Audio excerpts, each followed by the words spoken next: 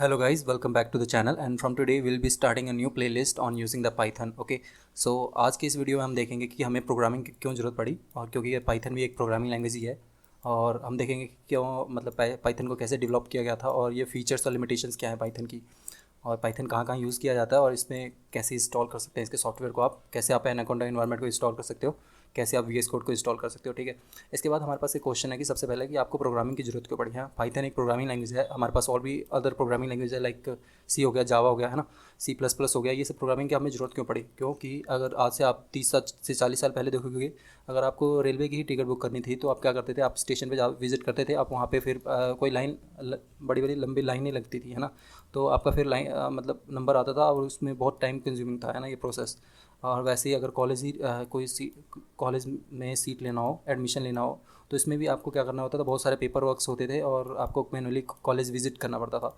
और money transfer करना हो तो आपको बैंक जाना है, ये सब उसमें भी बहुत ज़्यादा टाइम लगता था, है ना। बट आज आप हमारे पास सिंगल एक ऐप पड़े हुआ है हमारे मोबाइल में, जो कि जिसकी हेल्प से आप एक सिंगल क्लिक में आप बेसिकली क्या अपने रेलवे टिकट बुक कर सकते हो, आप कॉलेज में सीट रिज़र्व कर सकते हो, है ना, मनी ट्रांसफ़र कर सकते हो। आपके पास ऐप है लाइक भीम ऐप हो गया, फ़ोनपे हो गया, गूगल पे हो गया, इनके हेल्प से हम क्या करते हैं, मनी ट्रांसफ़र बहुत ईजिली कर पाते हैं, है ना। तो ये सब कैसे, ये हमें ऑटोमेट करने में हेल्प आई ना, ये सब चीज़ों के IRCTC के ऐप से हम चीज़ें ऑटोमेट कर रहे हैं, है ना। सीट एलोकेशन प्रोसेस भी सारे कुछ ऑनलाइन ही हो रहा है ना, आपको विजिट तो नहीं करना पड़ रहा है ना, आपके मोबाइल में आपका ये एप्लीकेशंस इंस्टॉल्ड है। तो ये ऐप बनाने के लिए ना आपको एक प्रोग्रामिंग लैंग्वेज चाहिए। ठीक है, तो पाइथन भी एक प्रोग्रामिंग लैंग्वेज है जो कि जिसका कि यूज़ डेस्कटॉप एप्लीकेशन डिज़ाइन करने में होता है, गेम्स को डिज़ाइन करने में होता है, और भी ये वेब एप्लीकेशंस बनाने में यूज़ होता है। ठीक है, तो ये हमारे को प्रोग्रामिंग की ज़रूरत हुई क्योंकि हमने ऑटोमेट करना है थिंग्स को। ठीक है, सो दैट कि हमारे को इतना मैनुअली इतना वर्क ना करना पड़े, हमें हमारा काम जल्दी हो जाए। ठीक है, इसके बाद है कि पाइथन कैसे प्रोग्रामिंग लैंग्वेज है कि बेसिकली एक general purpose high level programming language है। मतलब कि जनरल पर्पज़ मतलब कि ये बहुत ज़्यादा सॉफ्टवेयर्स को डेवलप करने में यूज़ होता है, हाँ, और बहुत वाइडली यूज़ होता है ये। ठीक है, और हाई लेवल प्रोग्रामिंग लैंग्वेज है मतलब कि इसमें low level activities like garbage collection वगैरह, जो सी प्रोग्रामिंग आपने देखा होगा, तो इसमें क्या होता है कि एक जैसे मैंने एक ऑब्जेक्ट क्रिएट किया और इसको मैंने एक वेरिएबल मैंने असाइन किया इसमें। ठीक है, तो ये क्या किया, जैसे मैंने इस वेरिएबल को जैसे डिलीट किया ना, जैसे मैंने इस ऑब्जेक्ट को डिलीट किया तो क्या हो गया, ये वेरिएबल जो है ये अनरेफरेंस्ड रह गया, है ना, अनरेफरेंस्ड रह गया। अब मेरे को क्या है कि ये अनरेफरेंस्ड वेरिएबल को मेरे को हटाना है, तो ये अनरेफरेंस्ड वेरिएबल एक तरह से एक गार्बेज वैल्यूज़ ले लेती हैं। ठीक है, तो इनको डिलीट करने के लिए आपको क्या करना पड़ता था, पहले ना गार्बेज कलेक्शन आपको मैनुअली करना पड़ता था, हाँ, लेकिन ये पाइथन में ये गार्बेज कलेक्शन ये प्रोग्रामर्स नहीं करना है, ये अनरेफरेंस्ड वेरिएबल्स को इनको डिलीट करेगा इसके पाइथन के वर्चुअल मशीन्स। ठीक है, तो ये programming language basically Guido van Rossum ने डेवलप किया था 1989 में। ठीक है, बट इसका पहला वर्जन जो था वो 1994 में आया था और अभी प्रेजेंटली हमारे पास 3.8.4 वर्जन इसका प्रेजेंट है। ठीक है, 3.8.4। और ये इसका जो नेम गाइडो वैन रॉसम ने बेसिकली एक शो आता था the great Monty Python circus नाम से, जो कि BBC पे ब्रॉडकास्ट होता था, वहाँ से इन्होंने ये शो मतलब ये नेम लिया था, इन्होंने चूज़ किया था। ठीक है, इसके बाद हमारे पास है कि पाइथन ने कुछ फीचर्स इनहेरिट किए थे उस टाइम, बाकी के जो प्रोग्रामिंग लैंग्वेज हमारे पास ऑलरेडी अवेलेबल थे उससे बहुत सारे प्रोग्रामिंग फीचर्स इन्होंने एक्सट्रैक्ट किया था। लाइक इन्होंने फंक्शनल प्रोग्रामिंग फीचर्स इन्होंने सी प्रोग्रामिंग लैंग्वेज से एक्सट्रैक्ट किया था, इन्होंने ऑब्जेक्ट ओरिएंटेड प्रोग्रामिंग फीचर्स इन्होंने C++ से इनहेरिट किया था, हाँ, स्क्रिप्टिंग लैंग्वेज फीचर्स इन्होंने शेल और पर्ल स्क्रिप्ट से इनहेरिट किया था। मतलब कि पाइथन जो है ना ये एक फंक्शनल प्रोग्रामिंग भी है, ऑब्जेक्ट ओरिएंटेड प्रोग्रामिंग भी है, स्क्रिप्टिंग लैंग्वेज भी है, मॉड्यूलर प्रोग्रामिंग भी है। मतलब ये सारे के सारे इन्होंने वहाँ पे जो उस टाइम जो एक पर्टिकुलर जैसे मॉड्यूलर प्रोग्रामिंग के लिए मेरे पास एक मॉड्यूलर 3 नाम से प्रोग्रामिंग लैंग्वेज था, लेकिन मैंने एक पाइथन के हेल्प से मैंने ये किया, पाइथन में मैंने क्या किया, ये सारे फीचर्स मैंने एक्सट्रैक्ट कर लिया और मैंने एक सिंगल प्रोग्रामिंग लैंग्वेज बना दिया। ठीक है, तो स्क्रिप्टिंग लैंग्वेज उस टाइम थे जैसे कि पर्ल और शेल स्क्रिप्ट है, ये तो अभी भी यूज़ होता है, बट आप ये पाइथन की हेल्प से भी आप ये चीज़ कर सकते हो, स्क्रिप्ट बना सकते हो। ठीक है, तो इसके जो मोस्टली सिंटेक्स है वो C और ABC लैंग्वेज से मैच करते हैं, हाँ। इसके फीचर्स हैं कि आप ये काफ़ी इजी और सिंपल टू लर्न है, मतलब कि आप इसमें कोड जो है ना बहुत कम लाइंस ऑफ कोड में ही आप इसको लिख पाओगे प्रोग्राम अपने। ठीक है, क्योंकि इसमें ऑलरेडी बहुत सारे लाइब्रेरीज प्रेजेंट है और इसको जैसे कोई प्रिंट ही लिखना है, प्रिंट हेलो वर्ल्ड ही लिखना है, तो आपको जावा में इसको 6 से 7 लाइन ऑफ कोड में लिखना होता था, हाँ। लेकिन ये पाइथन के हेल्प से हम देखेंगे कि कैसे आप एक सिंगल लाइन ऑफ कोड में ही आप इसको हेलो वर्ल्ड का प्रोग्राम लिख पाओगे। ठीक है, इसके बाद ये ओपन और फ्री सोर्स है, मतलब कि ये ओपन सोर्स है और फ्री है मतलब कि ये बिल आपको इसको यूज़ करो, जितना मर्जी यूज़ करो, आपको कोई पैसे वैसे नहीं देने हैं इसको।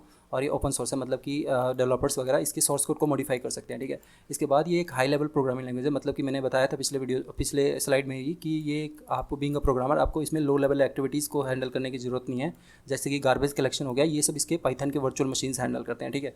और ये प्लेटफॉर्म इंडिपेंडेंट है, मतलब कि ये एक प्लेटफॉर्म स्पेसिफिक नहीं है, जैसे कि ये सिर्फ विंडोज़ के लिए नहीं बना है या सिर्फ मैक ऑपरेटिंग सिस्टम के लिए या लिनक्स के लिए नहीं बना है, ये आप मल्टीपल ऑपरेटिंग सिस्टम के लिए वर्क करता है, ठीक है। ये इसके सॉफ्टवेयर सभी ऑपरेटिंग सिस्टम पे अवेलेबल है और ये सभी प्लेटफॉर्म पे ये काम करेगा। और ये पोर्टेबल है। हाँ, पोर्टेबल मतलब ये है कि इसके कोड को आप एक पीसी से दूसरे पीसी में आप ट्रांसफ़र कीजिए, बट हाँ, आप ट्रांसफ़र कीजिए, इससे ये नहीं होगा कि इसका आउटपुट चेंज हो जाएगा, आउटपुट वही रहेगा, सेम ही जो इसका फंक्शनैलिटी है वो चेंज नहीं होगा, वही चीज़ फंक्शनैलिटी सेम ही रहेंगे, भले आप इसको एक जगह से पोर्टेबल करके दूसरे जगह पे मूव कीजिए, ठीक है। इसका जो वर्क है वो सेम ही रहेगा। ये एक डायनेमिकली टाइप प्रोग्रामिंग लैंग्वेज है, मतलब कि आप जैसे अगर जावा वगैरह, जावा के कोड में हम क्या देखते थे कि उसमें आप एक टाइप एक्सप्लिसिटली डिफाइन करते थे, इंट एक्स इक्वल्स टू 10, तो यहाँ पे टाइप क्या है, एक्स का टाइप क्या है, इंट टाइप है। लेकिन मेरे को पाइथन में ये इंट टाइप एक्सप्लिसिटली मेरे को देने की ज़रूरत नहीं है, ये पाइथन के वर्चुअल मशीन से इसको ऑलरेडी एक टाइप दे देंगे, हाँ। पर प्रोग्रामर को यहाँ पे लिखने की ज़रूरत नहीं है ये टाइप क्या है, ठीक है। तो जैसे इंट हो गया, फ्लोट हो गया, ये सब इसके पाइथन के वर्चुअल मशीन से हैंडल करेंगे। आपने सिर्फ वेरिएबल देना है और उसके बाद आपने ये वैल्यूज़ आपने लिटरल्स असाइन कर देने हैं इसमें, ठीक है। तो हमने देखा कि ये डायनेमिकली टाइप प्रोग्रामिंग लैंग्वेज है। ये प्रोसीजर और ऑब्जेक्ट ओरिएंटेड दोनों ही प्रोग्रामिंग लैंग्वेज है, मतलब कि प्रोसीजर भी है और ऑब्जेक्ट ओरिएंटेड भी है। प्रोसीजर में क्या होता है, एक सेट ऑफ फंक्शंस, ऐसे सेट ऑफ टास्क ये लाइन बाय लाइन एग्जीक्यूट होते हैं। ऑब्जेक्ट ओरिएंटेड क्या है कि ये ऑब्जेक्ट ओरिएंटेड प्रोग्रामिंग ना बेसिकली रियल वर्ल्ड से बहुत ज़्यादा रिलेटेड है, क्योंकि इसमें ऑब्जेक्ट और क्लासेस से हम डील करेंगे, ठीक है। तो जब हम ऑब्जेक्ट ओरिएंटेड प्रोग्रामिंग पढ़ेंगे ना, तब आपको ये क्लियर होगा, ठीक है।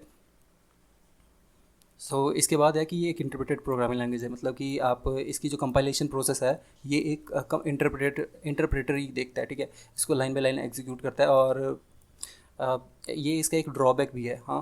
ये इंटरप्रेटेड होने के कारण ये प्रोग्रामिंग लैंग्वेज थोड़ा वीक माना जाता है बाकी के प्रोग्रामिंग लैंग्वेज के कंपैरिजन लिए। जैसे कि जावा हो गया, सी हो गया, इसके कंपैरिजन में ये प्रोग्रामिंग लैंग्वेज थोड़ा वीक माना जाता है, ठीक है। इसके बाद ये एक एक्सटेंसिबल प्रोग्रामिंग लैंग्वेज है कि मतलब कि मैं पाइथन के कोड को मैं किसी और कोड में इम्बेड कर सकता हूँ, हाँ। मैं एक्सटेंसिबल प्रोग्रामिंग लैंग्वेज मतलब ये है कि मैं पाइथन के कोड को मैं जावा के कोड में मैं इसको एम्बेड कर सकता हूँ बेसिकली, हाँ। इसको एक्सटेंड कर सकते हैं, इसकी फंक्शनैलिटीज़ को हम एक्सटेंड कर सकते हैं, मतलब जावा को मैं पाइथन के साथ क्लब करके यूज़ कर सकता हूँ।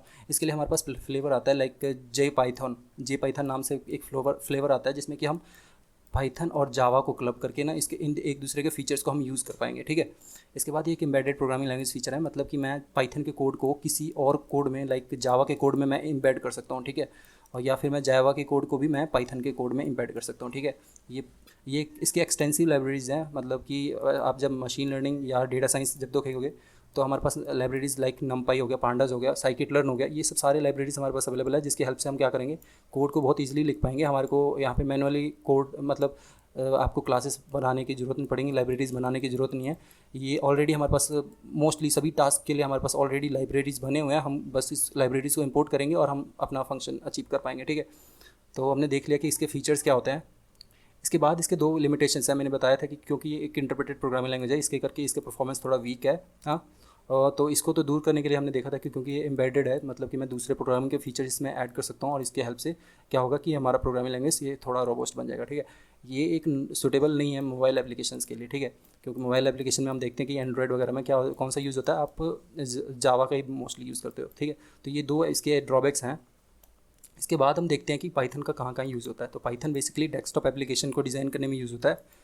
आपके जो सॉफ्टवेयर जो होते हैं आपके पीसी पे, ये सब ज़्यादातर पाइथन के हेल्प से भी डिज़ाइन किए जाते हैं, ठीक है। इसके बाद ये वेब एप्लीकेशन जो आप ब्राउज़र में आप कोई वेबसाइट ओपन करते हो, ठीक है, जो डायनेमिक वेब पेजेस क्रिएट होते हैं, ये इसमें डिजाइंगो फ्रेमवर्क उसका यूज़ किया जाता है और ये भी पाइथन में ही होता है उसका प्रोग्राम, ठीक है। और ये डाटाबेस एप्लीकेशन, इसमें एक बिल्ट इन लाइब्रेरीज है एसक्यूएलाइट नाम से है, जिसकी हेल्प से मैं क्या करूँगा, मैं डेटाबेस क्रिएट कर सकता हूँ, सर्वरलेस डेटाबेस में क्रिएट करूँगा और उसमें मैं सारे क्रिएट, अपडेट, डिलीट हम मॉडिफाई कर सकता हूँ डेटा को, ठीक है। इसके बाद में नेटवर्क प्रोग्रामिंग में भी ये यूज़ होता है, मतलब कि मैं अगर कोई मेरे पास मल्टीपल राउटर्स प्रेजेंट है, मैं चाहता हूँ कि यहाँ से ये डेटा ट्रांसफ़र हो दूसरे राउटर पे और ये बहुत कम टाइम में ट्रांसफ़र हो, तो इसके लिए मैं प्रोग्राम लिखूँगा, वो बेसिकली पाइथन में होगा, हाँ। ये तो मैंने एक एप्लीकेशन बताया, और भी इसमें बहुत सारे यूज़ होते हैं जो कि बेसिकली नेटवर्किंग, अगर कंप्यूटर नेटवर्किंग में यूज़ होता है इसका पाइथन प्रोग्रामिंग का, ठीक है। ये पाइथन के हेल्प से आप मल्टीपल गेम्स भी डेवलप कर सकते हो, ठीक है। और डेटा एनालिसिस और मशीन लर्निंग में बहुत वाइडली यूज़ होता है ये। डेटा एनालिसिस में जब आपके पास मल्टीपल बहुत सारे डेटा होता है, इसमें आप चाहते हो कि इसमें से मैं कुछ इनसाइट को गेन कर सकूं, तो यहाँ पे मैं पाइथन का यूज़ करूँगा, क्योंकि इसमें बहुत सारे लाइब्रेरीज़ हैं। मैं देखूँगा कि इस डेटा को प्लॉट करके देखूँगा, ग्राफिकल वे में चेक करूँगा, और मैं चेक और उससे पता लग जाएगा कि हमारे पास वो कि हाँ वो डेटा किस तरह का इंसाइट्स, मतलब उस डेटा के इंसाइट्स हमें पता लग जाएंगे, ठीक है।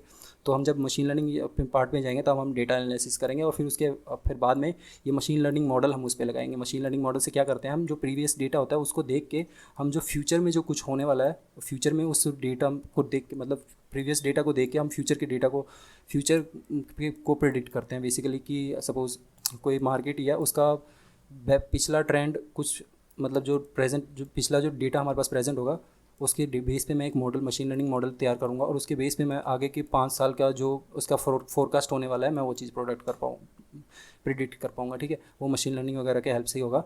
और ये एक एआई एप्लीकेशन और आईओटी में बहुत ज़्यादा यूज़ होता है। तो एआई और आईओटी का तो आज बहुत ज़्यादा डिमांड है।